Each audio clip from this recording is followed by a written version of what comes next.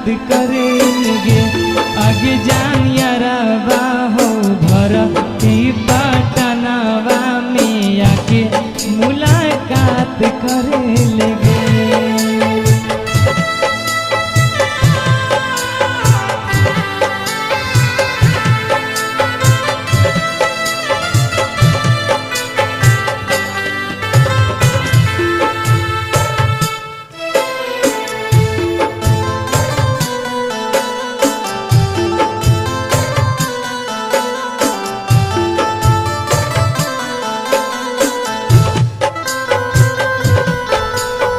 मरे घरी पनिया विदाई दी है जान गे, कफन ओढ़ाई दी है टूटत जब प्राण गे।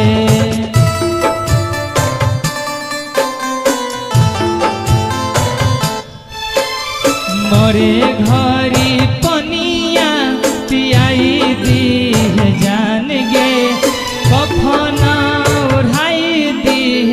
टूटतई जब प्राण गे। अरे हमारा तोरा जदी आदि प्यार हो तो भेंट साथ छात करे लगे।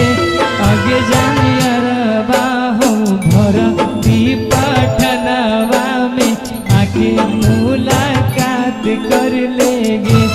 आगे सुनया रवा हो भरती पटनवा में आके मुलाकात कर लेंगे। आगे जा